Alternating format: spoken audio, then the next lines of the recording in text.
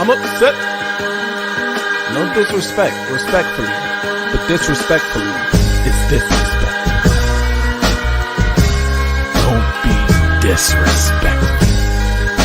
Those vile, disgusting Spartans. Poor little bro, man. And I'm gonna tell him why I'm mad.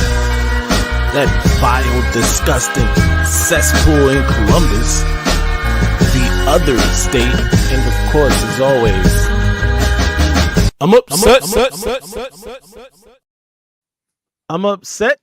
Good evening, good people. It is I, the Maize Mad Man. I am here.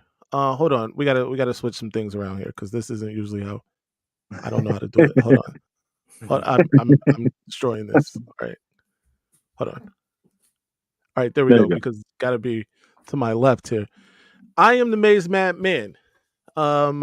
This is the Maize Mad Man. This is Eminem Monday on a Monday, just a little later than usual. I got my guy with me, the Maniac. Of course, and as you can see down below here, the newest addition to Eminem Mondays, my guy Kinetic. How you doing? Doing good, man. How you guys doing? Hanging in there, bro. Thank you for accepting the role here. We got an exciting show lined up for everyone. Been talking to these guys all day for real. It's going to be epic. Be ready. All right. Breaking news though. I'm not sure if you saw, but Michigan quarterback, 7-year quarterback, Jack Tuttle, has retired completely from football. I'm going to be extremely nice. Listen, football is a tough sport. It's physical. Jack Tuttle's been through a lot of injuries over his career, starting in Indiana. He really was never healthy here at Michigan. Ultimately, that is one of the deciding factors that led to him to retire from football. I wish him health and wealth. Maniac, what are your thoughts? Yeah, man, same thing. I'm not gonna be here to bash the guy. I mean, the dude, he's probably a grandfather, who knows? But regardless of the fact, thanks for his time, man. Thank you for them 17 points against Washington. And, Hey, I wish you the best. No doubt. Kinetic, what are your thoughts? Man, and I was getting into it with someone a little bit ago about it. We need to give Jack Tuttle respect, man, the same way we respect all of our Wolverines. In my opinion, any player that suits up in that maize and blue, that goes in every day, gives his heart, gives everything he has, tries his hardest, and contributes to the team any way he can, is worthy of our respect. And anyone that thinks just because he wasn't a star or he wasn't a starter that he didn't contribute to our success, including last year as a backup, as a depth player, as a sideline coach, which most backup quarterbacks are over there with a clipboard and helping with the coaching the entire time. Anyone who thinks he didn't contribute, you're not paying attention to it. He deserves our respect as well as anyone else, especially because the reason for his retirement was the injury to his arm. The UCL never healed completely, and he got a fifth concussion in the Illinois game. So he's making that decision. I think we need to give him the same respect we give the rest of the Wolverines. No doubt. We on par with that. DK with the violence. Come on, bro. He is a human. Hey. It's all good, man. Some people feel differently. It is what it is. We got some things to talk about. Michigan put a beat down on poor little Bronem. It wasn't really a beat down, but it was a beat down because it was them. Really quick, we did this in our post game and all of that. Michigan was outgained both on the ground and in the air. They lost the time of possession battle. All of these things happened, and yet Michigan still won this football game. Davis Warren wasn't spectacular by any means, but he was certainly solid. He threw a touchdown pass to Colston Loveland, who had 2 touchdowns in this game, I believe. Yes. What are your thoughts really quickly, Maniac, and then Kinetic will get yours. Yeah, man. The again, very good, solid performance from the Michigan football team. I've mentioned it that this was the closest Michigan has played a full game from beginning to end. like a good solid game. Not fully, not 100%, but like I said, close. This is the closest. And that being outgained, we outgained Illinois. We saw how that game went, right? So sometimes being outgained doesn't tell the whole story of the game. Mhm. It's how effective these yards are, and when are you scoring? And Michigan, they took advantage of when they were in the red zone, they scored. So that's important. They were very good at that last year, and they did good. Davis Warren, I believe, was 13 for 19, a touchdown, and no NITs. Right.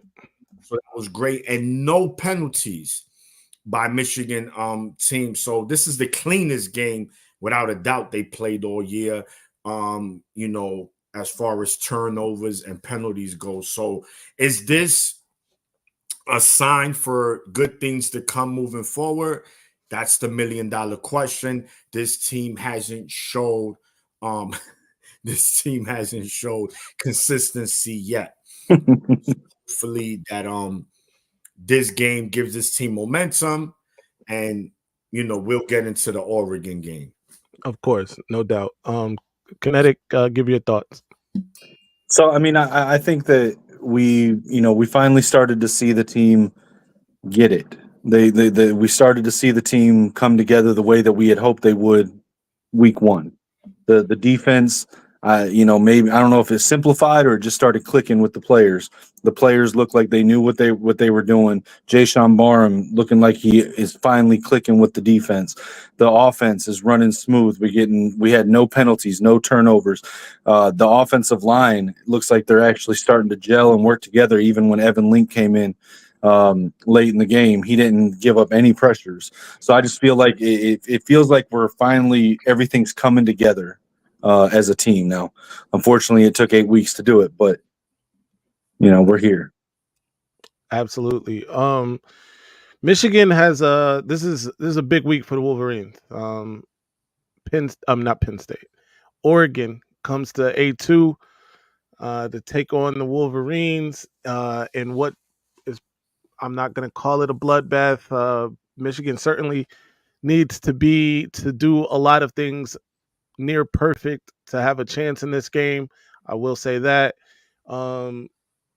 We have a special guest on tonight, by the way. We'll be bringing him on here momentarily.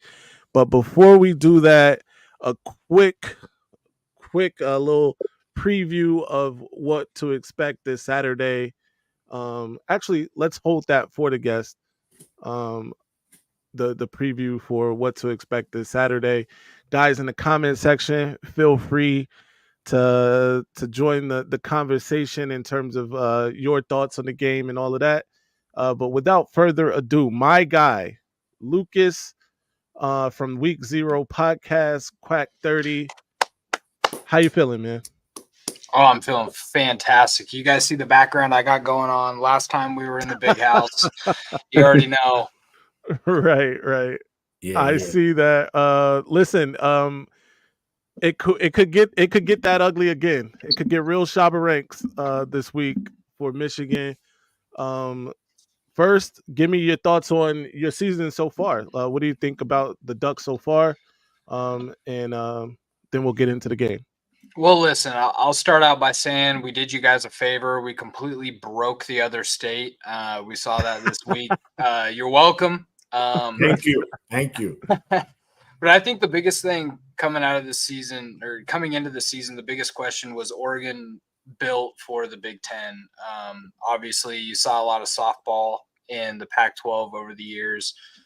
Were they built for the Big Ten? And through 8 games, I think we've 100% proved that we are built for the Big Ten. I think Dan Lanning is a big part of that, bringing that SEC mind to the West Coast.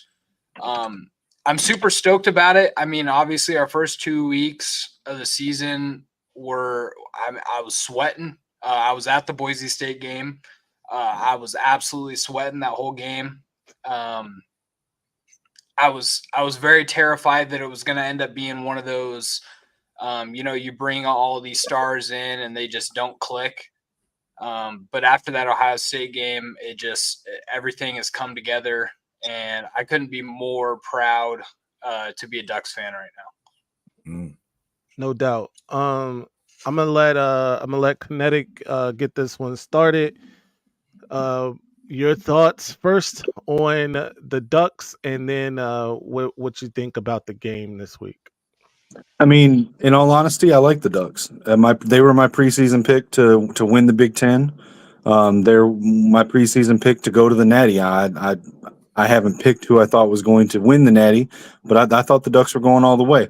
I got a little bit nervous in the first couple games of the season watching them on my pick, but they're looking like I thought they would by this time. Yeah, just to piggyback off that point really quick, I think they had a similar start last year, right? Unimpressive to a degree over the first couple weeks, but definitely got things going. Um, Maniac, what are your thoughts?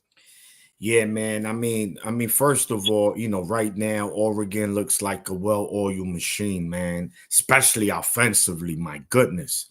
And big part of that is bringing in Dylan Gabriel, right? He's another one, a veteran of college football. Seems like he's been there for a long time. But the guy's explosive, man. He's a dual threat quarterback. He could shred you with his arm. He could shred you with his legs. But more importantly, he's making good decisions, right?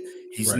not, making reckless throws, and he's making accurate throws. And they got the guys on the outside. So, they're a balanced offense. Obviously, they rank like number one in everything: points per game, yards per game, yards per play. My goodness, So if you're an Oregon fan right now, shit, you sleeping like a baby every day.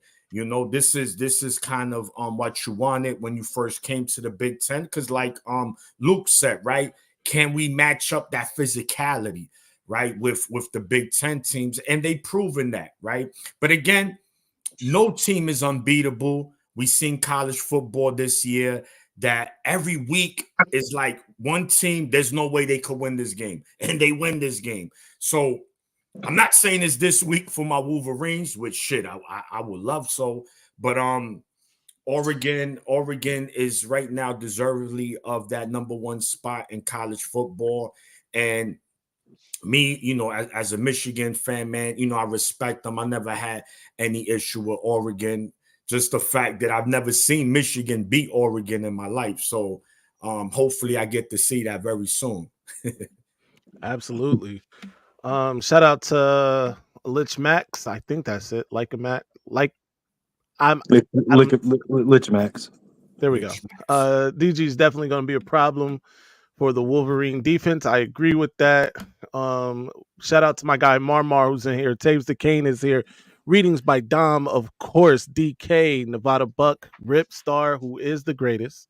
Absolutely. Everybody is in here. We appreciate everybody. Make sure you hit the like button, share the stream with your family or friends on social media, and of course, subscribe to the channel. Be sure to follow my guy Luke Dog McTight on Twitter or X, the app formerly known as Twitter, and subscribe to the Week Zero channel where this is simulcasting, by the way.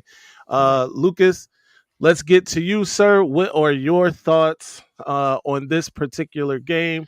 What do you think the keys are for the Oregon Ducks? What are you thinking? Don't Well, hold back, Luke. Don't hold back. No, I can't. I can't hold back because in the spaces before the season, it was some wild talk with some Michigan fans. I was in some interesting ones with some Yeah. people that maybe I shouldn't have been in there with, but nonetheless, it was some wild talk.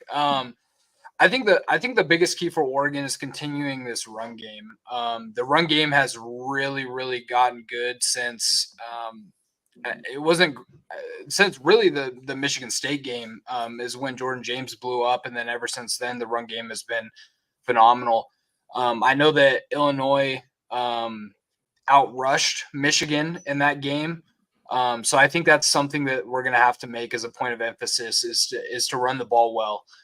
We've done that, like I said, since the Michigan State game, and we got to continue that. I think Dylan Gabriel is going to make some throws like he does every single week. And the thing that I worry about, I think, with Michigan a little bit is just, you're coming into this game. Michigan wants this win more than anything in the world. I mean, at this point, obviously you guys have the other state later in the season, but at this point, it's kind of your national championship. Like you have that same feeling where you're like, I mean, this could be everything for the turn of our program. So they're going to come into this game absolutely woken up. I expect the big house to be rocking for this game. But it's just staying composed. Dylan Gabriel not making stupid mistakes. Every once in a while, he has made some bad ones, like against Michigan State, the 2 red zone turnovers. We cannot turn the ball over in the red zone. But offensively is one thing. Defensively, we have played lights out the last 2 weeks, and we're going to have to continue that. The pass rush is incredible. Mateo Uyunglele, it looks like the best pass rusher maybe in the Big Ten. Watch your mouth. He's got 7 sacks on the year. He's got a lot of pressures. Good. I mean, he's killing it. He's absolutely killing it. But we're just going to have to keep it up defensively and hopefully force whoever the hell you guys have throwing the ball to throw the ball. Yeah. Whoever we have throwing the ball. Yeah. No doubt. So let me give my thoughts on it, of course. Obviously, Oregon's having a phenomenal season. They've come into the big, kind of kicked their shoes off, put their feet on the couch, if you will. Said this is our house, and right now it's not much in the way of them, staking claim to that. Michigan, for me, before, and I'll kick off the keys to the game, and then we'll give everybody what their keys are too. Key for Michigan to me, being able to run the football. I know that's a daunting task. Oregon's been pretty solid on run defense this year. One of the things that I thought Oregon would struggle with coming into the Big Ten, and it's not just Oregon, I thought all of those teams would struggle with, was the physicality of the Big Ten. Oregon's proven that they can be physical too. So that is a bit of a concern for me. We're not going to be able to just go out there and bully them. I thought, showing up with the wing helmet, those dark blues on, would be snarling at Oregon, would, kind of make them cower, run away. But apparently that's not good enough. You got to actually fight here. So in that situation, Oregon has the upper hand, unfortunately, or fortunately, if you're an Oregon fan. So running the football, keeping the ball away from Dylan Gabriel in that offense, that's the only way I see Michigan winning this football game. There is no other way. Like I just said on Voice of College Football, if Dr. Strange went through all the possibilities, there's no other way. Someone has to die basically for Michigan to win this game. Hey, Tuttle already took it Tuttle down, man. He sacrificed himself for this win, man. Tuttle took that Gamora sacrifice for us. But it's rough trying to figure out a way that Michigan can win this. Maniac, what about you? What are your keys to victory for the Wolverines? Well, it's pretty simple for both teams. Yeah, I mean, it's pretty simple. Like you mentioned, I've said it right from the post game, Michigan State. In order for us to have a chance against Oregon, let alone beat them, we must make it a phone booth. We got to say, listen, we have to out physical them. Now, I know that's a daunting task. That's not going to be an easy thing to do. But we cannot have Davis Warren drop back 25 to 30 times in this game. It's not going to spell well for Michigan if he has to throw that many times. We have to control the clock. We have the dogs up there. Again, people have to remember something. On paper, this is a no-brainer. Oregon, of course. Come on. You putting your money on the Ducks. But they traveling across country. That's one. And two is on the road. And it's college football, man. Any given Saturday, it can happen, right? But Oregon is very well coached. Let's take that into account. Something we've been fighting with our team about being well coached, and they have a veteran quarterback, right? He's been in Dylan Gabriel's been in many big games, so this is not he won't flinch when he's in there. But the key will be running the ball on offense. Again, time of possession. And when on defense, we're not gonna shut down their offense. We just gotta contain them. Bend but don't break. Bend but don't break. They're gonna make plays, but just similar to when we played Ohio State the last 3 years, right? That bend but don't break. The offense is too good just to shut them down. You're not gonna do that. So we gotta stop the run. Make them limited on that run game and get pressure on Dylan Gabriel. Same thing we did against Miller Morse when we play USC. Josiah Stewart lived in that backfield. It has to be a similar performance in order that to happen, because even though I did give Gabriel his credit where he's good, but I think if you put pressure on him, he'll start to rattle a little bit and he'll make some ill-advised throws, and that could lead to some interceptions. But if we don't do that, yes, it's going to be bad. And as far as Oregon, they just got to be Oregon. They just arguably the most balanced team in all of college football. We're running it. And like Luke said, man, these last 2 weeks, it's just their running game has just been off the chart. So if the running game is going for them, we having trouble, which we have done the last 2 weeks. Our run defense has looked bad.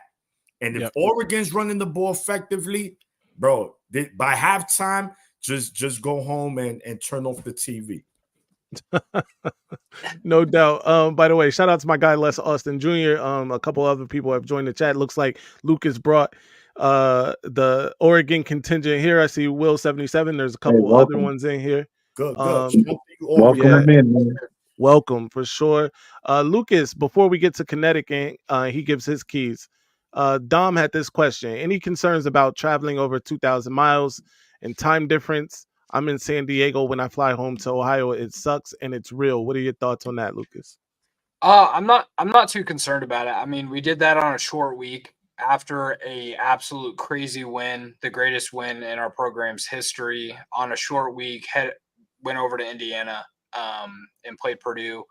I'm not too concerned about it. I do think I would like for them to leave a little bit earlier. I can't remember if it was I can't remember what game it was, but there was a team that left like Friday night or something like that for a cross country visit, and I was like, that. I mean, that's absolutely ridiculous. That's not enough time to get acclimated to the time difference and in a weather difference, really. I mean, I'm sure it's going to be a whole hell of a lot colder in Michigan than it is in Oregon right now. So they're going to have to. I'm hoping that they make that trip at least a day early before the game and get acclimated to all those things. No doubt. Shout out to my guy Moose, who is also here. It's time to hunt some duck. No doubt. Kinetic, what are your thoughts in the keys to the game for both teams? I mean, I think we need to play Michigan football. I mean, we got a team coming across the country into our house, and if we're going to have a chance in the game, we got to play ball control. We have to have our run game going. We got to play mistake-free football. We got to bully them in the trenches with our defensive line. We got to protect the quarterback, our offensive line. And I think that on top of all that, because of the talent level of Oregon, keep doing that to keep their offense on the sideline as much as possible. When they do get out there, we need the defense to step up and get a couple big plays, a couple turnovers or whatever to get them off the field. If we don't do that, I don't think we're going to have a real chance here. Absolutely. Lucas, I think you gave your keys, right? Yeah. For both teams. Yeah. All right. So now that we've given the keys to victory for both teams, Lucas, how do you see this one playing out? And what do you think is the final score? What are you guys flying home happy here? I'm sure you're gonna say yes. But tell us how this one plays out. Yeah, of course. I got the Ducks winning. They're a 15.5-point favorite for a reason. And it keeps growing as the days go. I think it was like 13 when it started. Now it's up at 15.5. So, I do think this is going to be one of our. I These do think this is guys. going to be one of our more tough games based off of environment. I don't know that Michigan has the squad to compete right now, especially with how Oregon has been playing. But environment wise, I mean, it's going to be incredible, and it's going to be tough. It's going to be tough to win there. I do see us winning by a solid 20. I had the score 41-21. Mm-hmm. I don't know that Michigan honestly can score that much against our defense. To be honest, I mean, maybe a garbage time touchdown. I'm sorry, guys. Your offense is just it's terrible. Yeah. It's really No. bad. Yeah. But we have shown weaknesses in the run game. A lot of teams like Purdue was able to run the ball against us very, very well. Illinois wasn't because we locked down on there, but you never know week to week. So you guys might have some success there, but I could see this as a pretty dominant win for the Ducks. And yeah, I mean, I hope it's a good game. It'd be cool if it was a good game. don't But talk to us like we're I'm sorry. charity. I'm sorry. You guys are defending listen. national champions. I can't hurt you too much, but I mean, looking at this, it just looks like on paper it's going to be dominant. No doubt. Let's go. Let's take it back the other way. Kinetic. Give us the outcome. Give us how you see it playing out. I mean, I think it's going to be. I do think that, unfortunately, I think that Oregon is going to win, but I think we're going to give them a tougher game than they think we will. I think our defense is going to step up a bit. I think we're going to play as a cohesive team. I think if I'm putting the score down, I would say 31-17 in Oregon. But it's going to be a close game for longer than they want it to be.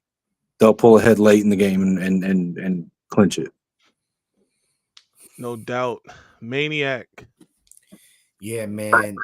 It's just tough, right? We gotta, Luke, like I said, don't hold back, man. You're right. Our offense has been atrocious. I mean, those are the facts. It's not even trolling. That's the truth, right? So we haven't showed 2 consecutive weeks where we look we look like a good team. So I have to go with what I've seen so far. So my final score, man,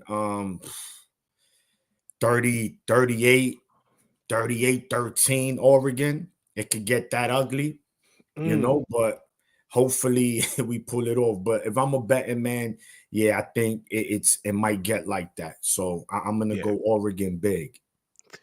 And shout out to the Oregon fans that are in the chat too. Again, welcome.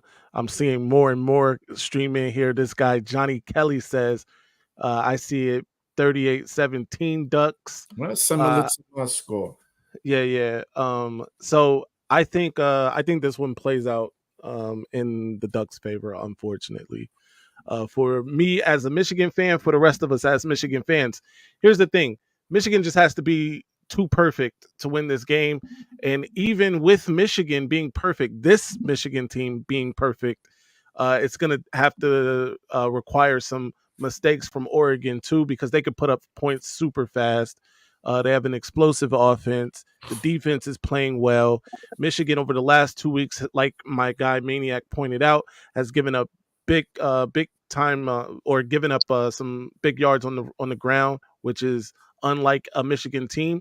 There are some things that I saw that were positive for Michigan over the last 2 weeks. One of them being Jayshon Barham finally coming to play football for the Wolverines, and not whoever else he was playing for before that. Open field tackling has been an issue for Michigan this season. And if they can't make an open field tackle in this game, expect it to get real Shabba ranks in a matter of minutes. All right. Yeah. And by the way, for those who don't know, that's ugly. Yeah. In a matter Look of him minutes. up. Look up Shabba ranks. Right. Shabba. And you see what we But this one could get that way quickly in this one. I'm hoping that it doesn't. like I said, if Michigan can run the football, if Michigan can keep the ball away from Dylan Gabriel, maybe we limit some of the damage that can be done. This is going to be a listen. I expect after this game, a lot of you in this chat, y'all, to be calling for Jerome Moore's job again.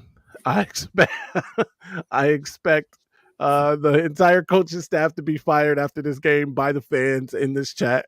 Uh, Oh, man, when you yeah, get a chance, when you finish, I want to ask Luke a question. yeah, no doubt.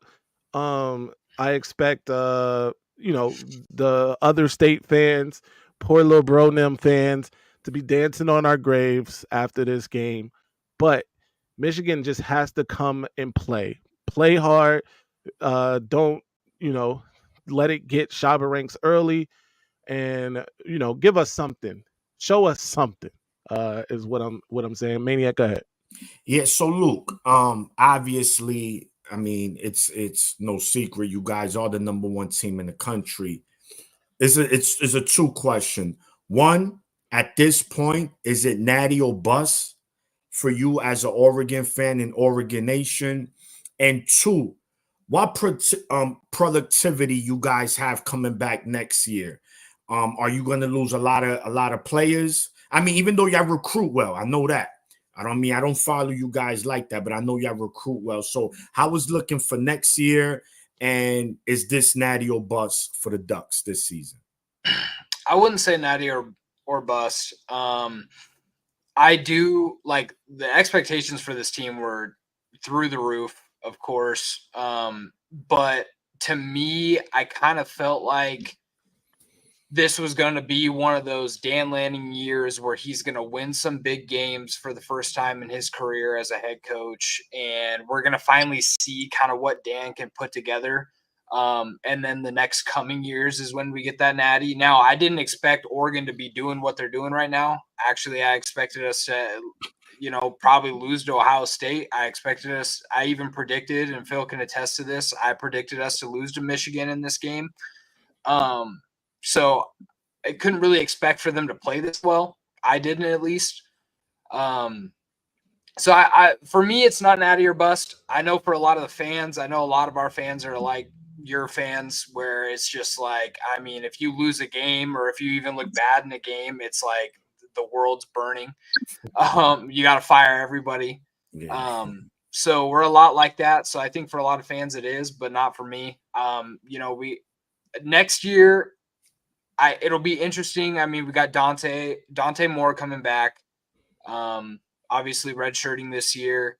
The offensive line is pretty seasoned, so we're gonna lose a lot of those guys, but we got good recruiting classes coming in. Wide receiver, again, pretty seasoned. We got Tez Johnson, who's gonna be gone. We got Evan Stewart, who's most likely gonna go to the league. Yo, Trayshawn Holden, most likely going to the league.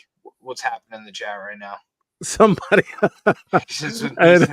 somebody said it's only 45. I'm guessing they're talking about Columbus, which is about 45 minutes from Springfield. Said I'm bringing the Haitians with me to the game, bro. But anyways, so yeah, we got Evan Stewart gone, Tez Johnson, Trayshawn Holden, they're leaving. On the defensive side, one of our best corners, Nico Reed, he's a senior. Jabbar Muhammad's going to be gone. Kobe Savage is probably going to go. I think we're really only going to be bringing back a few guys. Devin Jackson, who's a really good linebacker for us. Mateo Uyunglele is coming back. He's only a sophomore. So really production from this season isn't coming back to us next year, but it's the recruiting classes that I'm so excited for. And obviously you guys know Dante Moore pretty well. The disappointment that is for you guys, Dante Moore. Yeah. I think he's progressing. Obviously, a year under Dylan Gabriel, I think he's going to be an absolute stud. And, some of our young guys at running back, our running back room might be the deepest in the country. I truly believe that, with Jaden Lamar, Jay Harris, obviously Noah Whittington, Jordan James going to be gone, but these guys are so talented. I don't think it's natty or bust to answer your question, but I freaking hope we get one. One. I just want one before I die. That's all I care about. Just one. I mean, you guys are right there. You've been flirting with this thing for a long time, if I'm being fair, right? A lot. I You've mean, been to the playoffs multiple times, right? Yeah, yeah. we went to the first One. one. Once. We went to Just only once. okay, Only all once. right. No once. But you played in a We played the Natty that year right. against those disgusting dreaded Right. Buckeyes. Yeah, Exactly. It Yeah. was vile, but disgusting. something I do want to point out, and for college football in total, every single year it seems like we see this one team that's just better than everybody. I mean, Yeah. last year it was Michigan. All year, I mean, Phil, I was telling you this all year. I was like, you guys are going to win the Natty. You're the best team in the country. Everybody in the country saw it. Michigan was the best team in football. The year before, it was Georgia. Every single week, they were dominating. They were the best team in football. For the first time in my lifetime, 25 years, I'm finally seeing that with Oregon, where I think everybody's finally now like, wow, Oregon is the best team in football. Now, Georgia still scares me. I'm not afraid of Texas whatsoever. I know you guys got beat up by them, but I'm not afraid of them at all. I think they're regressing significantly. Yeah, since that win, even right? Really, yeah. I mean, really, since that win, they have regressed significantly. I'm still a little bit afraid of Georgia. Obviously, I got PTSD a little bit from that one. But right now, it really seems like Oregon is the best team in football, and it's a great feeling. Yeah, no doubt. Ev, who's clearly a fan of the other state, says Oregon wants to be our rival so bad it's actually kind of embarrassing. Lucas, can you speak to this? I mean, 2 straight. We Hey. beat your ass at your home field, and with Mario Cristobal as our head coach. By the way, Anthony Brown, the quarterback, beat CJ Stroud and that crazy wide receiver core. Talk about it. So I mean, beat you in the horseshoe with Anthony Brown, pretty embarrassing. And then of course this year, Autzen Stadium's so small, it's not loud enough. The environment's nothing like the Big Ten, blah, blah, blah, blah, blah. All those Ohio State fans with their fingers in their ears. Oh, it's too loud. Oh, I can't take it. Oh, no. And then all the false starts, and then Will Howard crying on the football field. I don't even know if we can consider you rivals, to be honest, because if we're just beating you, I mean, what can you say? I mean, Michigan's doing the same thing. Is Ohio State even Michigan's rivals anymore? I don't know. I'll tell you what we can say. See here in the Big Ten, we don't brag about beating our rivals when we beat a bad team. We brag about beating them when we face them at their best. When we're the top 2 teams in the conference, when we're both top 5 in the nation, and y'all haven't done that yet. Well, we did. Yeah, and we actually did it. We actually did it twice because Ohio State was number 3 when we went into their house and beat them. Yeah, but that's Ohio State. We ain't talking about them. Oh, we're talking about everybody else. That's fair. I mean, that's fair. We can only beat the teams that play well and who we play. It's not really our fault that Michigan decided to fall off the face of the earth, but it is what it is. Lucas, we brought you on here as a guest. All right, no, I'm joking. So I would say this. I got a question. Hey man, we gotta have some sort of love because Herbert. No, for sure. Herbert, Harbaugh, they got this thing going on in the league right now. I think they're gonna do great. Yeah, we gotta have some sort of love. No doubt. Go ahead, Kinetic. Yeah. All right. So I was having this conversation with someone earlier. I want your opinion on this. If you got what 3 really good receivers, right? Holden, Stewart, and Johnson, right? Right. If you were gonna put the game on one of them, which one are you picking? Which receiver are you putting the game on? Oh, Tez Johnson by 1,000,000. That's what I said. So yeah. I'm personally looking forward to this weekend. I'm hoping that Will Johnson makes it back, and I want to see Will on Tez the entire game. I want to see that matchup. I would love to see that. I would love to see him matching up there. The problem is with Oregon is that you can't just guard one. Oh, I know. I just want to see that duel all day long. I want to see him go at him the same way he did Marvin Harrison Jr., the same way he did Roma Dunze. I want him on Tez Johnson the whole game. Yeah, and I think it would be great. I think it would be great football. I think it'd be fun to watch. You know that Tez Johnson, every week I think he has like 8 or 9 targets per week. So you know that Dylan Gabriel is going to throw him the ball. The difference with Tez Johnson compared to those other guys is the lateral quickness. That guy is the quickest. DeAnthony Thomas, I watched him for years, but he's Tez Johnson is one of the quickest guys I've ever watched play in college football. It's ridiculous, his lateral quickness. But if Will Johnson can be physical, because I know that he can be a physical guy, he may be able to make some problems. It's just the receiver core is just so deep.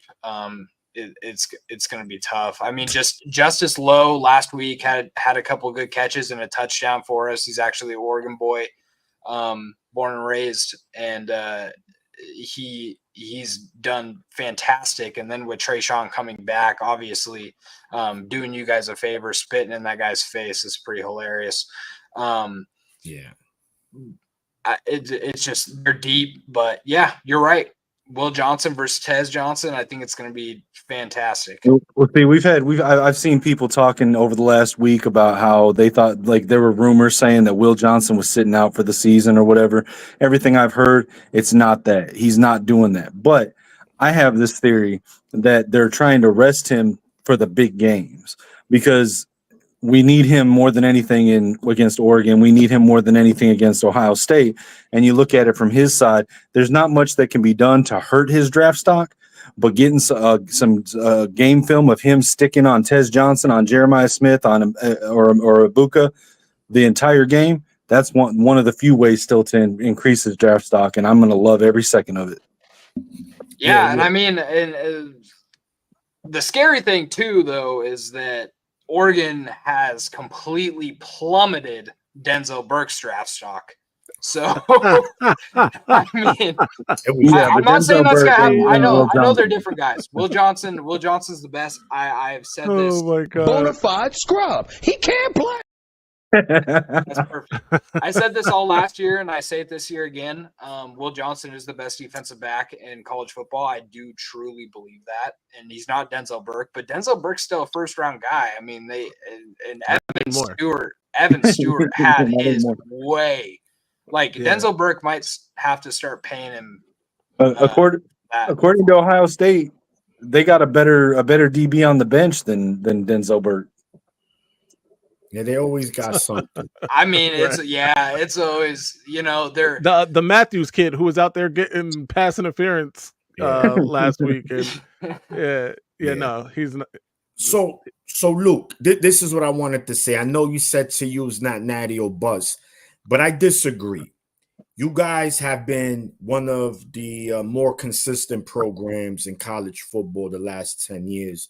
You guys are a big brand, obviously. The only school that never wears the same uniform twice in 1 year. You have like 88,000 colors, This is probably going to be your best chance of winning the natty for a long time. So if I'm an Oregon fan, I'm like, yo, we need to win the natty. Losing one game in the Big Ten, if it happens, is fine. You're going to be in the playoffs. But you are equipped to win the natty when you look at both sides of the ball, right? So listen, you got to say this is it. We this is going to be our best chance, and at least in another 2 years, right? Because that's why I asked you the second question about productivity. Now, if you're like, listen, man, 90% of this team is coming back, then I say, all right, yeah, maybe next year y'all be good, but then it's this year, man. And based on what we've seen so far in college football, right? Yes, the only team that if I'm Oregon, I'm worried about Georgia. Because once Kirby is on,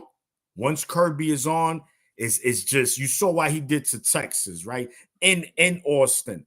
And I know that I know those nightmares of Dan Lanning's first game as an Oregon coach, right? In Atlanta, Georgia, wow, that was just ugly. I mean, to your defense, at least they won the Natty that year. So you lost to the Natty champs. Maybe you want that get back, right? I'm pretty sure you want that get back. Oh So yeah. again, that's just me. I'm a diehard Michigan fan, but I'm also a big fan of college football. I love it. I told Maize, man, many times on the show that there's no regular season better than college football. Argue with the wall, argue with your mother, argue with your turtle. I don't care. College 100%. football is the Yeah, best regular season. So, I agree. it's I look, man, if it ain't gonna be us, I don't mind it being y'all, because that means it ain't the other state. Yeah, and so Facts. I mean, here's the issue with being an Oregon fan, right? Is you guys have done it. You guys have done it. You know, it was only a matter of time before it was going to happen again. I mean, story program. You're going to get the recruits. You're going to get the coaches. The problem with being an Oregon fan is just there's been way too many times. There's been way too many times in Oregon football history where we have been so close and just couldn't put it away. I mean, 2012, our only loss was to Stanford, beat the hell out of Kansas State. I think Oregon wins the Natty that year. I thought we were better than Bama. 2014, our entire wide receiver core dies before the game, and Ohio State runs all over us.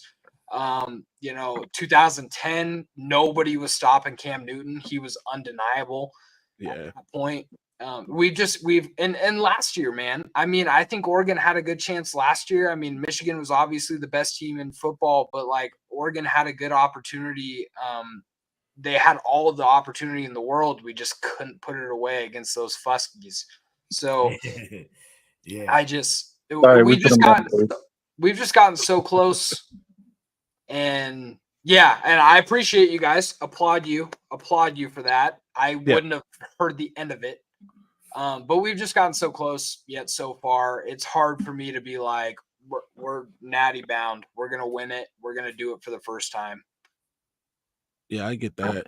And by the way, applaud you guys for handling some some light work for us earlier this season. Sure. Obviously we still gotta face those vile, disgusting cesspool written Buckeyes, but we'll get there in a second. Been laying here listening to you guys. Haven't heard any of you mention Indiana when the Hoosiers are the statistical equal to Oregon. Shout out the New Life for this. Lucas, we might as well get your opinion on it.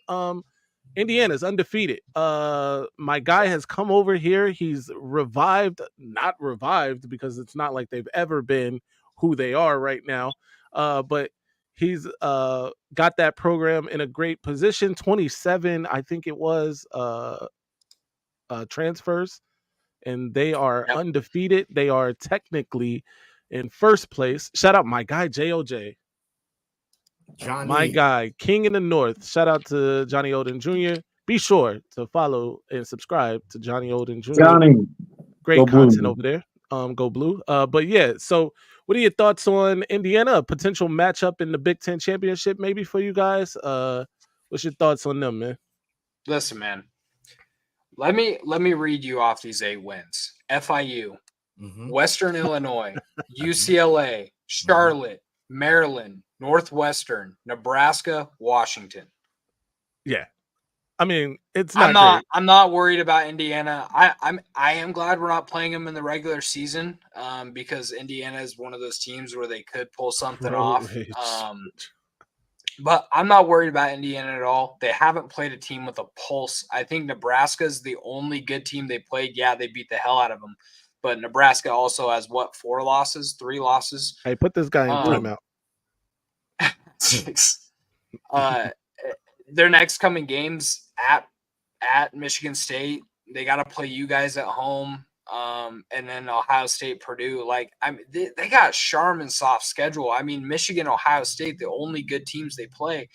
I'm genuinely not worried about Indiana. I think Penn State is scarier. I think Ohio State's scarier. I even think Illinois was scarier than Indiana. And we saw what happened there. This is my guy right here. Yeah. You stick him on anybody in the chat, he gets Yeah. him. Shout out to DK. That's my guy. But I mean, you guys, I'd like to hear your thoughts on Indiana again. Like without Curtis Rourke, I mean, they still looked decent. Obviously against Washington, they look a lot better with him. But I want to hear your thoughts on the Hoosiers. Well, number one, you can't get past that schedule. Like you said, they haven't played anybody that is super tough. Tough, period, maybe. But you know, they are undefeated, and this is Indiana. And if you would have said at the beginning of the season that this Indiana team, that Indiana would be undefeated at this stage in the season, and Michigan would be fighting for our lives week in and week out, I would have laughed in your face. I would have pointed and laughed in your face. But they are winning. They're winning convincingly. They're dominating these teams. Sure, these teams aren't great teams, but they're doing what you're not supposed to do. I mean, doing what you're supposed to do to not great teams and dominating them, right? So I think they're definitely gonna be favored against us, which you know is kind of embarrassing on one hand. On the other hand, it's a testament to what Signetti's done over there. That's my thoughts. I don't think that they would beat Oregon on a neutral field. I don't think they beat Oregon on any field, if I'm being fair. But it's still a testament to what he's done. Maniac, what's your thoughts? Yeah, man. Absolutely. We understand they've been playing Burger King Tech and Wendy's A&M. We get that. But this is Indiana we talking about, guys.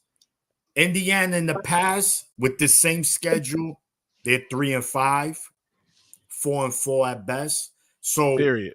It's the truth is truth. And like you said, man, they doing to these teams, if this was Oregon, Ohio State, this is what Oregon, Ohio State will be doing to these teams if they had this schedule. So they not struggling. They not going life and death with neither of these teams. But on the contrary, you cannot put them up there yet until they play a top tier team. And to be honest, they only really play one because yes, us we're Michigan, but we don't know from week to week how we're gonna look. Right. They have to go into Columbus. If they want respect, I think they'll be 10-0 going into that game. And if they could beat Ohio State, I don't care if it's by a field goal, 1 point, a half a point, a quarter inch of a point, they go in there and win, then they're for real. Yeah. But as of right now, the jury is still out on Indiana, but it's still impressive what they're doing because what I said in that post game, if somebody would have told me in August Indiana's gonna be 8-0, I would have went to your house personally and clothesline you like Roddy Piper. Hey, no doubt. Kinetic, what's your thoughts, man? So I think, okay, two things can be true at the same time, right? I said this earlier to a comment. They asked if they were, if we thought they were overrated or underrated. I think it's a little bit of both. I think that the job that Signetti's done is incredible. It's far exceeded anything that I think anybody would have expected of Indiana this year in his first year. I think he's doing an amazing job. I also think their strength of schedule is softer than Ryan Day. There's nothing there. They haven't played a big team. Now, I'm not saying they can't win against a big team, but we're their biggest opponent coming up. And as I said earlier, it doesn't really look great bragging about being beaten a big team in one of their bad years. So let me see them beat Ohio State. Let me see them go to the Big Ten championship and play a competitive game against Oregon. Then I'll say that they're for real. But I think it's a little bit of both. Yeah. Yep. And the chances is this: if they go 10-1, they only lost coming to Ohio State, and Oregon wins out. So that means Oregon is either going to play Penn State or Ohio State in the Big Ten championship, which leaves room for Indiana to make the playoffs. And they might at 11-1, excuse me, because it's a 12-game regular season. So, even with a loss to Ohio State, they still might make their way into the playoffs at 11-1. But we'll see, man. That's going to be an interesting thing, Who I think the Big Ten could possibly get 4 teams in. That's Oregon, Ohio State, Penn State, Indiana. But, they love the SEC. So the SEC might get 9 teams in. You know how it is. Oh, man. So yeah, New Life, this is fair. But again, like, I think the biggest difference is who they've played. But I'm also not poo-pooing on this either. These are great numbers for Indiana. These are great numbers for anybody. Indiana is a solid team. So we'll see what they're able to do with that. Lucas, we're gonna let you get out of here. Before we do, tell the people where they can find you, what you got going on. Yeah, the biggest one I would say, subscribe to the Week Zero podcast on YouTube, as well as following the Week Zero Productions page on X. Also, find me on X at Luke Dog McTight. We do our shows every Thursday night. Couldn't tell you the time right now. That's up to our producer. But we'll get the times out to you guys. It'll be on our page on X when we do the Week Zero podcast. And go Ducks, baby. Yeah. No, we appreciate you, Luke, man. Thanks for coming on. Thank you for your time, man. As much as I hope my boys pull it off Saturday, man. But again, if it ain't us, I wouldn't mind you guys, because that means it ain't the other state. No Yes, doubt sir. about it. I appreciate it, fellas. No doubt, Luke. Appreciate it. I'll see you Thursday. Go Blue, of course. Yes. Yes, sir. All right. One.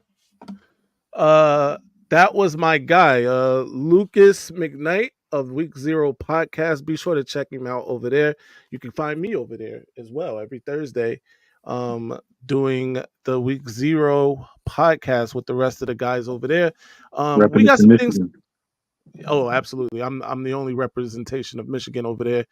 Now, I was the only representation of Big Ten, but of course, Lucas now with Oregon in the Big Ten. So we got that in common too. We got some things to talk about. Oh, I'm sorry. Go ahead. No, I was just going to say, somebody got to keep the Notre Dame fans in check over there. Definitely got to keep the Notre Dame fans in check over there. Ryan is crazy, man. And that A&M win is looking better by the week, man. Oh, that's a fact. A&M looks very strong. And I made this, and Lucas could attest to this when I made this joke a few weeks ago over there, and I brought this up on Voice of College Football that Texas A&M, the future SEC champion, Texas A&M, I was just joking around, but now it looks like that could definitely happen at this point. So we'll see what happens. But you see the new structure, M&M Monday.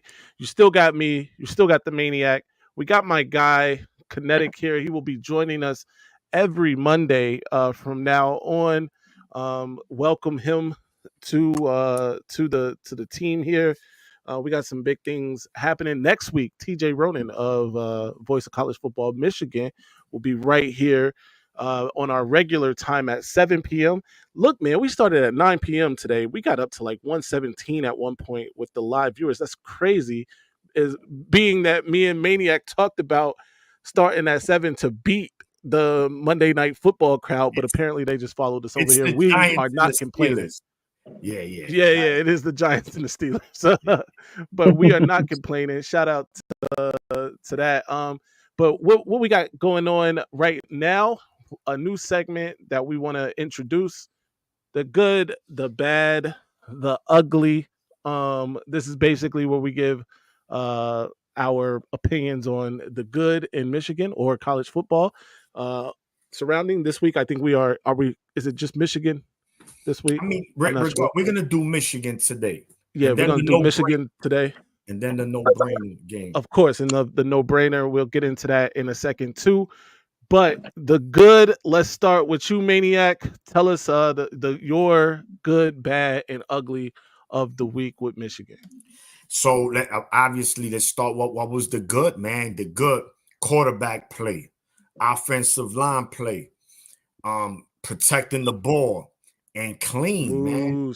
Good night. Go blue. Moose, good night, champ. Have a good one. So, that was the good, man. We playing. so, This guy. I mean, that was the good, man. There was, offensively, they looked the best they've looked, and it was clean. No turnovers, no penalties, and consistency at quarterback, something we haven't seen this year. So that's and the play calling. Let's give Campbell his flowers for this game. So without a doubt, that was my good. As far as Michigan, the bad, the rush defense. Rush defense, especially with what we got coming into town this coming Saturday, right? So you mentioned it. You like to mention Shabba Ranks. I like to mention Tyrone Hill. They could be twins, you know what I'm saying? They could get Tyrone Hill / Sam Cassell / Shabba Ranks. But to me, that was the bad. The rush defense. That's something that we need to try to figure out, because at in the beginning of the Illinois game, I believe Michigan was third in the nation, and with the least amount of rushing yards given up a game. So they were one of the top teams. But the last 2 weeks we haven't looked like that. So we'll see. It's gonna be eager.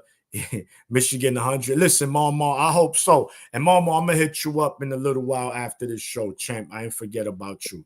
But that was the bad for me, just the rush defense. And no ugly, man. There was no ugly for me. Thank goodness. No doubt. Kinetic, give us your good, bad, and ugly for Michigan this past week. I mean, the good is kind of what I went over earlier. We played mistake-free football. Our team feels like it's finally coalescing into the team that we wanted it to be 8 weeks too late. But I like I said, I don't know if it's just that it's clicking, but I want to think that this is partly from the coaches. It should have happened coming out of the bye week, but it looks like Wink simplified the defense a little bit. He's gotten everybody on the same page. It looks like they got their act together with the offensive line. From what I heard, Sharon Moore, you guys are always saying you want to see some energy out of him. Mm-hmm. From what I heard, he tore into the offensive line, and then we see the product on the field Saturday. I think that the good is just that we're playing as a team now. We're playing as a cohesive unit. Are we doing all three good, bad, and ugly, right? Okay. Yeah. For the bad, our run game didn't get going. And I gotta again, with respect to Jack Tuttle, I hate to see him have to call his career short in his final year. UCL injury to your throwing arm. It's not much you can do about it if it don't heal right. And too many guys getting too many concussions. I don't want to see that for anybody. I think he's got a future in coaching. And I want to see people give him respect, man. Respect all our players that give their hearts to this team. No doubt. For the ugly, we talked about this earlier, Madman. I think the ugly is the rivalry with MSU. It always explodes after the game's over. Yeah. And it goes back and forth. Everyone's saying that Loveland started it with a headbutt, but on the video I seen prior to the headbutt, you had dude putting his hand in the face mask of Loveland, pushing his head back. Not once, but twice. He did that, and then he pushed him again. That was when Loveland hit him with the headbutt, and the scuffle broke out. Heard people talking about Khalil Mullins was stomping on a staffer, but then I've heard a conflicting report where he was trying to break up a fight between the staffer and someone on the Michigan side. That stuff just needs to stop, man. The tunnel incident from 2 years ago, that stuff needs to stop. Keep it between the whistles. Don't act like that after the game, man. Come on, we got to be better than that. Yeah, no doubt. It seems like Michigan State has taken an approach where if we can't beat them on the field, what's up with this team fight? And it's not funny. That's not funny, but that is ugly. And Kinetic, we talked about this before the show in our kind of producer meeting, if you will. how he stole my ugly. But anyway, the good. Let's go. Let's start with the good. Obviously, Davis Warren, mistake free. Good. No penalties, no turnovers. Very good for Michigan on that front. The bad, I was gonna say the run defense, and then Maniac said I was gonna say the run game from the running backs, and then Kinetic took it. But I'll say still that open field tackling. We need Yeah. to make open field tackles. We need to do that consistently, and that is not happening at the level that we need it to happen at. So that's the bad for me. The ugly, I'm going to have to say, is since my ugly was stolen,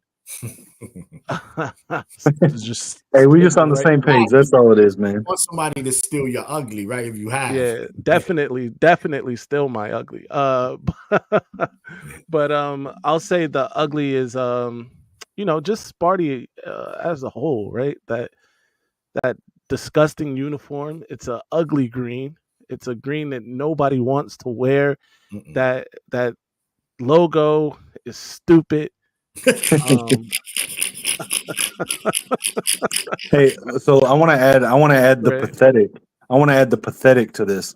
Yeah. The pathetic is Michigan State's AD going to the Big Ten commissioner within like 30 minutes after the game, whining, complaining, trying to put the blame on us. And then the video comes out with his guy's hand to the face first. It's Yeah. pathetic, man. Disgusting. Look, They're a gross program. yeah. Um I was there in 2022. I remember once I got right back to my hotel. One of these Michigan accounts was like, "Oh, look, there's been a fight in the tunnel. mhm, Like a fight. mhm. Michigan player got jumped, got Right. assaulted. That was the words. Yeah, I'm Yeah. like, assaulted. I'm like, yo, what the? So now this occurs. Of course, one thing about Michigan State is that it's another whiny fan base. It's always Michigan's for, oh, Michigan this, Michigan that. Yeah, I get it. Listen, could have Colston handle it a little easier. Yeah, but you know what? The game is over. Why you bull rushing me, bro? Take it Mhm. easy. The game is over. He's kneeling down. So why you coming at me? So remember, it's a rivalry. It's an intense rivalry. Like this ain't a one of the like Ohio State and Michigan. Believe it or not, with the exception, I believe was 2012. Oh, the year where there was that big fight and like 3 players got ejected. Yeah. But the point is this: you rarely see Michigan and Ohio State really get into anything. It's Michigan State, but it's Michigan's fault. Oh, you guys just think so highly of yourselves, and yeah, come on, man. The problem was this: Michigan was having a bad year. They thought we're gonna go in there, we're gonna take the Paul Bunyan, and it didn't. And they felt a certain way. So listen, Fact. here's what it is. We'll see you next year, Spartans. See you next year. And we move on to our next segment of the night. The no-brainer of the week. This is also new. After we do the no-brainer, we'll open it up to the callers. Y'all give us your opinion. No-brainer of the week, though, is the no-brainer game of the week is Penn State versus the other state. Um, this game has implications for the conference, obviously. The other state kind of needs to win this game, or they're going to be that's 2 conference losses for them, which would pretty much knock them out of the Big Ten championship race. Probably not, mathematically, but for all intents and purposes, you're going to have an undefeated Penn State, undefeated Indiana theoretically, and an undefeated Oregon at that point. Theoretically, although Oregon does have to come to the big house and play Michigan, who knows? So what are your thoughts on this game, Maniac? How do you see it playing out? Who wins it? Wow, man. So obviously the no-brainer. America be watching. I'm glad it's a noon game. We get it right when college starts for that Saturday. When you look at both teams, man, what we've seen so far, This is a very winnable game for Penn State, right? I think more so because they're playing at Happy Valley. I think that's the advantage. But like I've mentioned, week by week, these teams look different. Ohio State should have lost to Nebraska, honestly. But now it's easy to say they're not going to beat Penn State, right? They'll go in there 31-7 and just smoke Penn State's boots out. But I don't think that's going to happen. It's going to be a physical game. It'll be close. Everything is going to depend on Drew Allard. Can he make the big plays? But he also got injured against Right. Wisconsin. Yeah, I was going to So say I that. don't know. I don't follow Penn State closely, so I don't know how big the injury is, if he's going to miss Saturday or not. If he's missing it, Penn State's not going to win at all. But if he's in there, they got to run the ball. Ohio State shown that, their defense is not a physical defense. It's not hating, it's the truth. It's a talented defense, but it's not a physical defense. So run the ball, run the ball, run the ball. And Penn State has the defense to beat in Ohio State. And then for it to be home. And this is where I'm really going with Penn State, is that Ohio State's O-line is just getting decimated. There you go. Same thing, Mama. Right what I was about to say, right on cue. They O-line is not looking good. And even when they were healthy, it was looking solid at best. So, yeah, Will Howard might touch that floor a lot this coming Saturday. And if he's under duress for majority of the game, then without a doubt, I'm going Penn State, man. I don't care. I'm going to go 21-20 Penn State. No doubt. Same for the comment section. Give us your score predictions for Penn State versus the other state.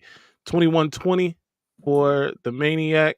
Kinetic, what are your thoughts? And give us the final score. So my thoughts on this game, I think that I all due respect, I do think that Ohio State has the more talented team than Penn State, but I think that Penn State, I hate saying this, they're better coached. Andy Kotelnicki's offense, I like him. I like that dude as an offensive coordinator.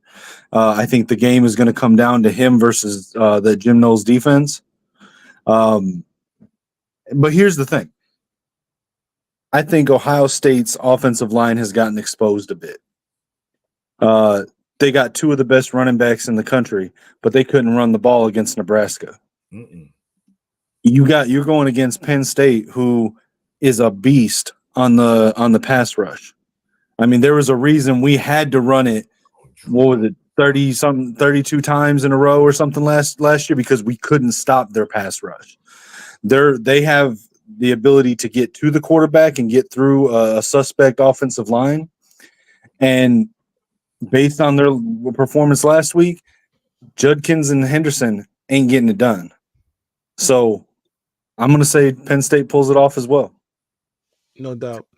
You guys know how I feel about James Franklin. Before the Ohio State game or the other state game versus Oregon, you knew how I feel about Dan Lanning. I thought he was diet James Franklin. But what that game showed me is that the real diet James Franklin is Ryan Day. Ryan Day is 1-7 against top 5 teams.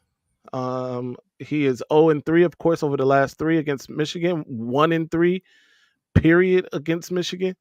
He is 2-4, I think, against in the playoffs or something like that. Not the playoffs. He definitely hasn't won 2 playoff games. But he's got one maybe Big Ten championship, and that one has. Speaking of asterisks,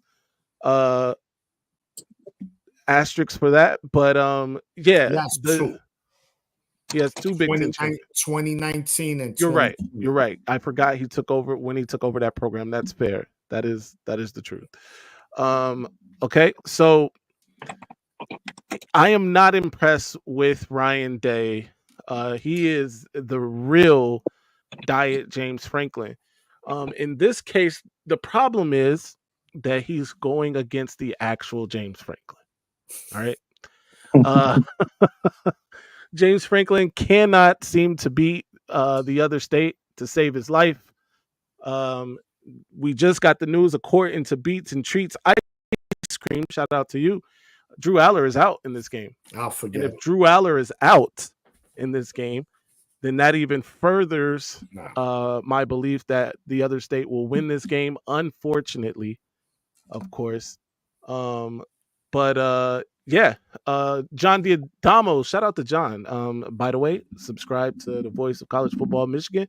That brings me no joy. I love watching Ohio lose, but the glorified used car salesman in Happy Valley will find a way to lose again. Shout out to John. I feel the same way.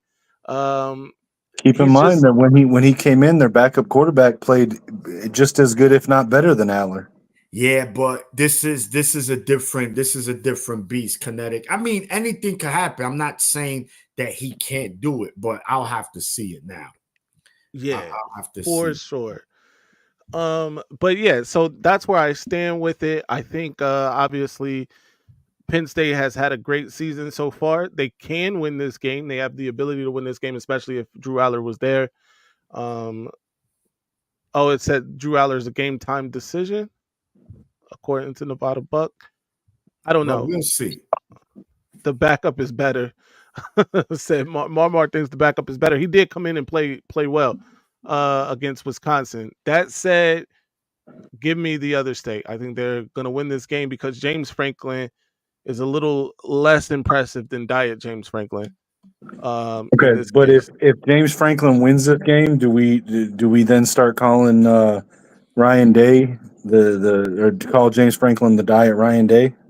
No, if James Franklin wins this game, I mean he's completely flipped the narrative on its head, and Ryan Day remains Diet James Franklin, but James Franklin now is just a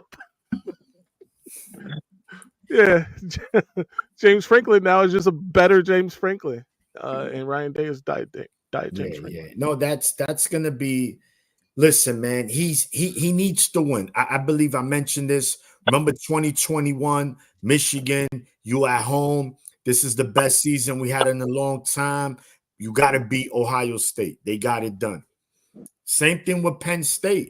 This is one of their best teams in how many years? They got Ohio State at home. They got to make it count, man. There's no excuse. James Franklin, he's beaten Ohio State one time, but that's when Urban Meyer was the coach. Mm-hmm. And they end up winning the Big Ten that season. So he's due, man. Let's see. And then not making the playoff, right? Huh? And still not making the playoff, right? No. Ohio State still made the playoffs that year. That's when Clemson gave them Dunkin' Donut. Right. He scored nothing. And that 31 zip, I will never forget that playoff. They had no business being in the playoffs, but we lost to Iowa that year. That was the reason they ass got in. Marmar, I'm gonna disagree with you a little bit. We don't need this. What we need is for Michigan to win that game. By the way, I've opened it up to the callers. Feel free. The link is in there. Join up. Of course, my guy has already joined. Marmar, what's good? Hey, what up, Marmar? What up, though? It's our hype man. I was asking this question. Marmar's our hype man. I'm just asking. True. So if Ohio State lose to Penn State, then they win the game next week. I mean, after the Penn State game. I don't know who they play next after Penn Indiana, State. I believe, right? Okay. No. And then they lose to Indiana. I'm just using this as a hypothetical scenario. And then they have Michigan looming. Coming into that Michigan-Ohio State game, if that scenario plays out, who has the most pressure, Sharon Moore or Ryan Day? Ryan Day. Without a doubt. Sharon Moore's already beaten Ryan Day. Sharon Moore is coaching an inferior team compared to the $20 million roster that Ryan Day has. I think people are really overplaying the heat on Sharon Moore. I don't think he's in any kind of danger this year or next. Yeah, Marmar, to answer your question. No, I'm just saying, like, I get that, but what I'm saying is like, so he's looking at. I like to go to the It's been a minute since I've seen Treppa in here. Shout out to Treppa. okay, yeah. I like to go to the movie Waterboy when Ryan Day looking across the field and the other coach and Sharon Moore looking at him as the baby. So if that scenario play out and Ryan Day looking across the field at Sharon Moore like I lost to this guy, do you think the panic in Ryan Day will affect the outcome of how Ohio State plays in that game? All right, first thing first, Marmon, why are we looking at your ceiling? Yeah. Oh, my bad. My bad. Yeah. And then let me fix my headset. Hold on. Just gonna pause for a minute. No, listen, Mama, just to answer your question, all the pressure is on Ohio State and Ryan Day this season. They had all their players come back. They spend all that money. Realistically, Vegas had Michigan only winning 9 games, 9-3. No one realistically expected them to win the Natty except us in our preview show, which was yeah, I was on that bandwagon too until I went to the first game. Yeah, everything is on Ryan Day and Ohio State. That's the bottom line. If Ryan, yeah, because I got into this argument, well, not an argument. I was stating facts with my brother and stuff. Yeah, he's a big Ohio State fan. He's from Michigan, but I don't understand that. And I said the same thing to you. He making excuses. I'm talking about the season ain't over yet. But my sentiment to that was, but y'all paid all this money to win the national championship. He said it's not about being undefeated, but a lot of teams want to win the national championship undefeated. They do, but listen, you got to remember, Mama. Let me ask you this, right? If they said, listen, hey, we gotta hold on real quick. Maniac and Marmar, we gotta land the plane. We got another caller that's waiting to get up too. But go ahead. Yeah. But yeah, go blue. That's all I wanted to say because you the man. I wanted to know. I just wanted to know. Yeah, no doubt. I think Michigan will beat Oregon. My son believes it. And I love my son. So he a big Michigan fan. I got him on A10. So he believes it coming. He said, man, I just got this feeling, man. Michigan gonna do it. And if all Michigan got to do is watch the Boise State game against Oregon and basically run that same philosophy. You also have to have Ashton Genty. But I feel you. Boise State didn't have the athlete. Oh, you said the Oregon game against Oregon State or Boise State? Nah, Boise State. Boise State got Ashton Genty. He like the best running back in America. Okay, but if our running backs get off like that, so you want us to run down Menendez like they run Ashton Genty? I got it. You get what I'm saying? Yeah, the O-line got to step up, Mama. And they smaller. They smaller in stature. And I don't understand why Ohio State didn't bully them. That's Ohio State and bully those don't belong in the same sentence. They fall in love. Things that belong in the same sentence with Ohio State. They want to throw to them 5-star receivers that they forget Swabs, what's working. Starman. Those are the type of things. Okay. All right, man. Go blue, man. We're gonna win Saturday, though. Go blue, Mama. No doubt. Mama, we got my guy. I don't know how to say this name. Lichmax. Lichmax 626. We appreciate you joining the show, sir. What's your thoughts? That's my boy, man. In regards to the Michigan v. Ohio, I think we're definitely going to need to play good. Keep an eye on their. Sorry, my thoughts are a little scrambled in my head. We're definitely going to have to bring out our weapons and make sure we keep them working. We definitely can't be giving up points like we have been in the past, especially against Texas. Although I know that's a hard game. That was one of our hardest games this season. But we definitely can't be playing like we did against Texas. That's for sure. We have to come out strong. We got to hit them hard. We got to hit them fast. I think one thing that a lot of us fans have noticed that I'm like me and Kinetic have talked about this at length. Something us fans have noticed that I don't know why the Sharom and the offensive team haven't noticed is why aren't they putting Khalil Mullings and Donovan Edwards on the field at the same time? Like that's a huge weapon we could be utilizing that we're just not, and that would go a long way for our offense. They started doing it a little bit with Yeah. the Michigan State game. I want to see more of it. Yeah. Absolutely. I think that'll be a good weapon in our toolbox that'll lead us to a lot more victories, a lot easier victories than what we've been experiencing so far. And I think that's the key to how we defeat Ohio State going forward, and maybe even Oregon this week. If we do that more this week, that could be how we pull that victory off. When everyone thinks we're going to lose, we could come out strong with Khalil and Edwards on the field same time, put that pressure on the defense, and make them have to work for that stop every single down. No doubt. Real quick, Lich Max, because now I feel like an idiot. By the way, ladies and gentlemen, anybody that's in the Discord, you have this gentleman right here to thank for the architecture of that Discord. If you're in the Triple M Discord, this is the man. I'm sitting here I'm like, oh, I'm an idiot. So thank you for that, number one. Yeah, I'm your tech support. No doubt.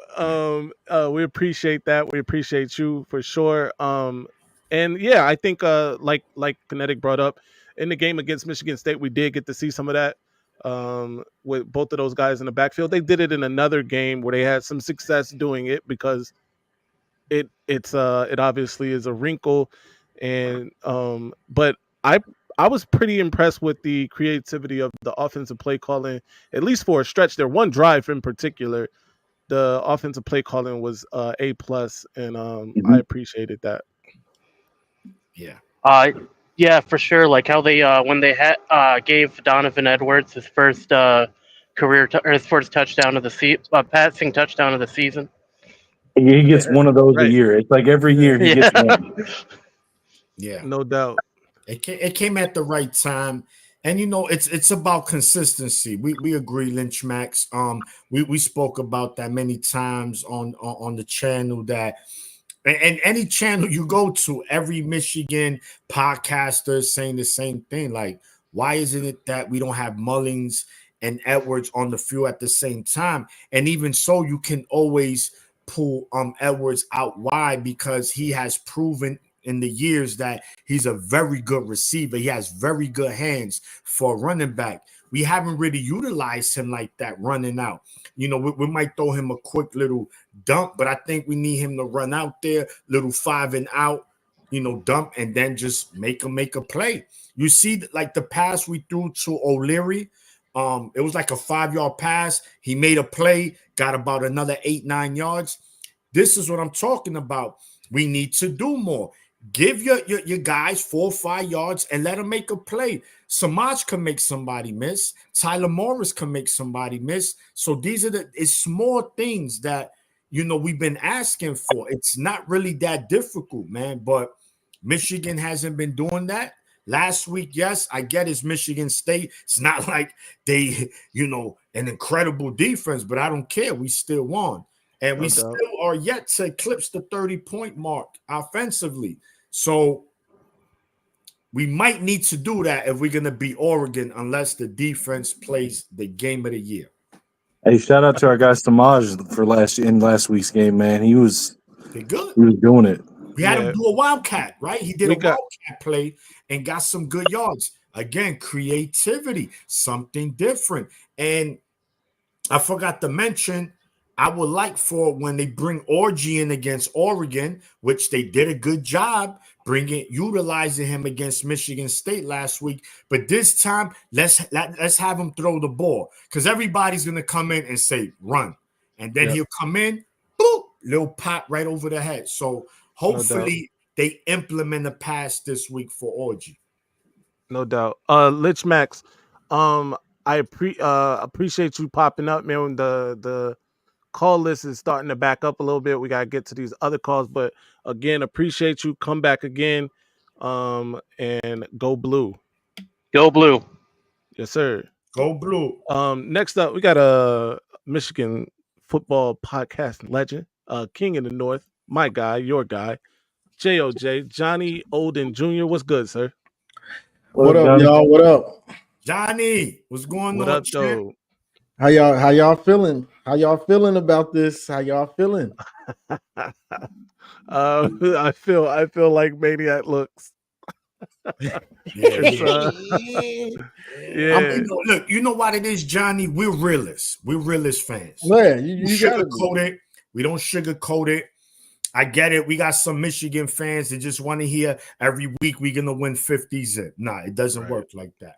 No. We know the odds are against us this Saturday. It is what it that's a is, fact. right? Because let's call it like it is. Not even being a Michigan fan, looking from you were like, yo, y'all got Michigan getting crushed this week. But it's college football.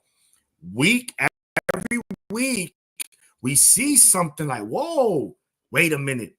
Don't be surprised. It's a possibility. We're late third quarters, 17-13 Oregon. And we like, yo, we in this game. Like, we could really win this. But, again, we're going to need the offense and defense to play a full game. And mistake-free, because this Oregon's offense, they're going to run that tempo, Johnny. You know that. They gonna, and Dylan Gabriel is he has his masters, he has his doctorate when it comes to running that, that hurry up offense and that go, and it's a scary offense, man. So we'll see, man. Like I said, man, I'm picking Oregon to win, but I would love to eat my crow come 7:30 Saturday. Yes, sir. No doubt. I'm putting it on Wink. The offense don't have the dogs to score 30 and get into the Pac. I like to call it a Pac-12 game. It's on Wink because you got the dogs. You got the dogs to slow them down. So let's see it. You from the NFL, you that dude, you the smartest man in the room, show up. Fact. You got the dogs to slow them down. So let me see you do it. Yeah, and let's stop putting Mason Graham on the edge. Exactly. Oh my God. He did that last game? Yeah, he did, man. He did it like 7 times last game. And Mason was looking like, bro, come on. Like, Come on, bro. I don't understand. Okay, I understand why he's doing it, but you got Josiah Stewart and Derek Moore. Why are we doing that? Right. And Who are DJ getting Guy's been pressure. balling. Yeah. And Mason Graham is getting pressure up the middle. Like, there's no reason to do it. I saw someone point out that they had Mason Graham basically playing the way that that Benny plays. They had him moving around like they move Benny around. We don't need to do that. No. Yeah. And Johnny, you made I don't know if it was one of your shows recently, and you made a good point again. In the red zone, in the red zone, Wink, what are you doing? It's 3rd and 12. Why are we blitzing? That's when Marsh scored that touchdown. And he gets burned every time he does it. Yeah, it's just, bro, it's mind-boggling. You're like, bro, it's working. What are you doing? It's just like he likes the adrenaline. Like, he wants to play on the edge when you don't have to play on the edge. He get a rush out of getting us torched. Yeah. And our secondary it hasn't been good this season. So why would you do that? And that's what I was talking about on my pregame analysis. Why you think you're helping, but you're putting your team in a bad situation. Your front four is good enough to get pressure on almost anybody. Give that extra help to your secondary. We're going to have to. We're both out to dry. With them having 2 or 3, depending on if the suspension's over or not, incredible wide receivers, we can't be rushing that many people. We need to be have as many people dropping back in pass coverage as we can. Oh, this is Wink we're Exactly. talking about. This Michigan, I look at this game as similar to those Ohio State games with CJ Stroud and them. You rush for most of the game, keep two safeties over the top, Yep. tackle well. You can give up a big play. Don't let it be a touchdown. Stop the run, force them to have to pass, and then you see where you at. If they get in the red zone, you have to hold them to 3, or they get greedy like Ryan Day used to, and then you get nothing. You get nothing. Shut the water off. Yeah. Hey yo, so bend but don't break. Bend but don't break. That's all you got to do. Keep it all in front of you. Rush forward, like he said. The way Jayshon Barham is playing over the last 2 weeks, you gotta rely on that, lean on that. Hausman now has his play has fallen off a little bit, but if he gets it back in the gear, right? Both of those guys play at their best at the same time. Michigan's in good shape. Like you said, that's where the dogs are. That's what Michigan's gonna have to lean on in a game like this one. Set the tone, yeah. Man. I hate the pressure of these games going against these offenses, but I'm a defensive dude, so I kind of like it. Let me see you put up a game like Kirby did against Texas. Let me see it, bro. There's no reason not to. You have to do it for us to have a chance. Come out there with them boys' heads on fire, actually believing and confident in your scheme. Absolutely. There you go. That's the bottom line, man. The defense is gonna have to set the tone. If we win the coin toss, listen, we kicking. I'm sure on more. I'm telling Wink, listen, I need you. You setting the tone for me this week. That's it. He's one of the highest paid defensive coordinators in America. Earn your money Saturday. This is where you earn your money. This Saturday. Like you said, Johnny, we got the dogs. It's no excuse. Oh, those are freshmen. No, it's not. He got 3 first-round picks on that defense. Well, I don't know if Will Johnson is going to play. Any word on that?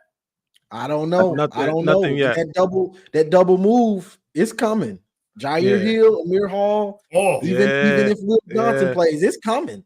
And Will has been on a couple double moves over his career, but the good thing about Will is he tends to get you back at some point in the game. If you're dumb enough to keep throwing at him, you're gonna get the ball back.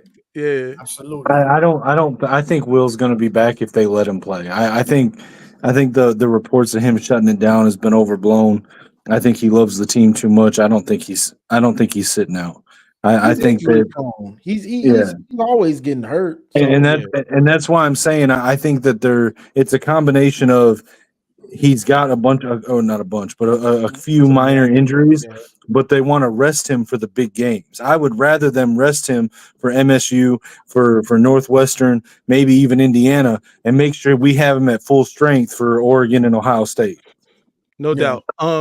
We just picked up this is gonna be our last caller in. Keegan, shout out to you. What are your thoughts? What you got to say? You're on mute right now, or now you're unmuted. How you feeling? I'm feeling good, man. I think we can pull off the upset, and I appreciate y'all and everything you do, and I'm upset. Appreciate it. Yeah, man.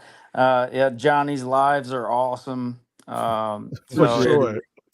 And hey, Johnny's car lives be crazy sometimes. Yeah, he's a funny man. He's a funny man. So I appreciate y'all, but yeah, so Oregon almost lost to Idaho. I saw they played. Was it BYU or Boise State? Close. Boise State. Yeah, they needed a couple kick returns for touchdowns to get out of that jam. Yeah, so I don't know about Oregon, to be honest with you. And I think the SEC is where it's at right now. I think Texas, Georgia, Alabama, Tennessee. I think all those teams are going to come to play in the playoffs, and I'm not really seeing it from the Big Ten. Penn State, I think, is way overrated. I think Ohio State is overrated, although I have to give them props. I think they can play with anyone, but I'm my money's on the SEC this year. I think probably Georgia is probably the true number one. But like what I was saying, like I don't know if Oregon's all that, and some people have talked about a smaller offensive line, and I I'm thinking welcome to the Big Ten this weekend. I truly think that it's possible that Michigan upsets them. And so that's where I'm at. Anybody got anything on that? Johnny, I'll let you go first. We'll take it around the room. What was the question? About Yeah, Oregon not being a bit overrated, and the SEC being the real. Oh Um, yeah. If Oregon was to play Georgia, I think Georgia would probably smack them like they did last year. You know what I'm that's what I'm saying? that's what I'm saying, and I'll help you out, Johnny. So uh, Oregon is probably undersized for a championship, in my opinion. I don't think that they're going to be able to hang in the playoffs. So we saw Ohio State beat them by 1 point. What at home? mhm. So I'm just a little suspect about Oregon, and so the reality of it is, I really believe that Michigan's defense is gonna pull it together in the long What was that? haul. 2 years ago? Yeah, 2 years ago. Yeah. Got you. I missed that. Was that a chat? No, yeah, Yeah, yeah. it It's was a chat. Oregon. Yeah, I forgot. Georgia played them when they won the Natty in 22. 22. Yeah. Yeah. Got you.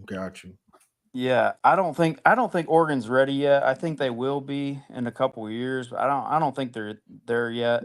And so I think they're in prime condition for an upset.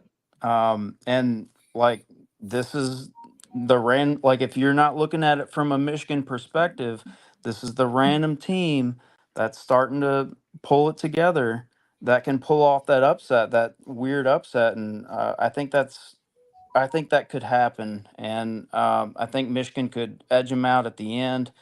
The defense, I think, is going to pull together. The offense, we'll have to see what happens. They did a good job using a passing quarterback with a true orgy package. They didn't skimp on it, so we'll see what happens. Yeah. I mean, first of all, you're speaking sweet nothings in the ears of Michigan fans. Uh, Keegan, so appreciate that. But yeah, Kinetic, what do you think? I'm, as far as like Oregon, Georgia. Well, all of it. Oregon, Georgia, Michigan versus Oregon this week. What are your thoughts? I mean, as far as Michigan and Oregon, man, it's what I was saying earlier. I mean, I'm not too optimistic that we're going to win, but I don't think it's impossible. But as you said earlier, we're going to have to play basically a perfect game. And to my point earlier, we have to play Michigan ball. We have to Yeah. play that bully ball. We've got to bully them in the trenches. Our defensive line, which I think matches up pretty well against their offensive line, but we've got to be able to get that pressure while covering their platoon of wide receivers that can go off at any point. We got to get Dylan Gabriel shook.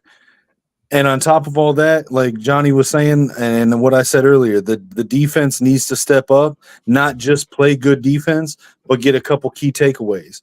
We got to keep their offense on the sideline as much as possible while we're on offense, but we got to put them back on the sideline a couple times as well with our defense. Yeah, Mm-hmm. no doubt. You Brandon gotta De grind Silva. it out.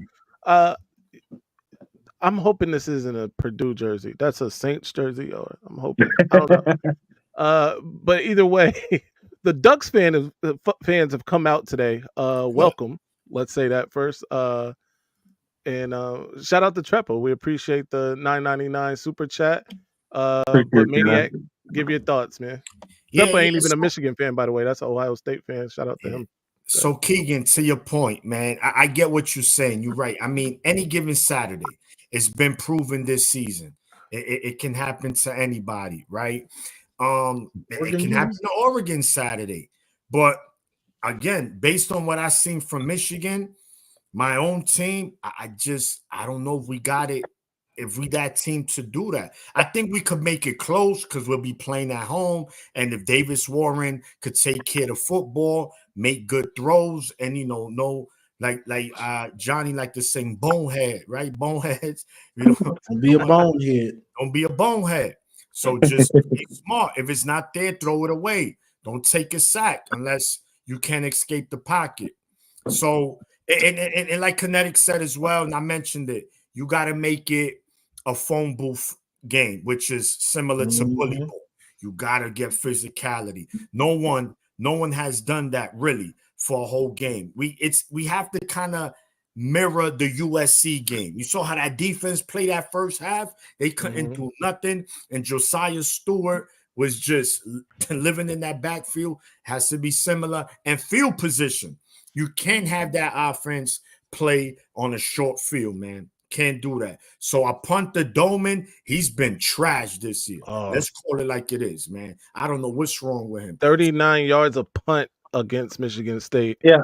How do you regress from being the best punter in the country to this? Like, that's got. It started. I'm It taking started it in the playoffs last year. I heard That's TJ say fair, this the right. other day, but that list of assistant coaches that need to be looked at the end of the season, put Doman. JB Brown at the top of that. Yeah, man. I just don't. That's gonna be huge. And question: how's the weather looking for Saturday? Anybody know?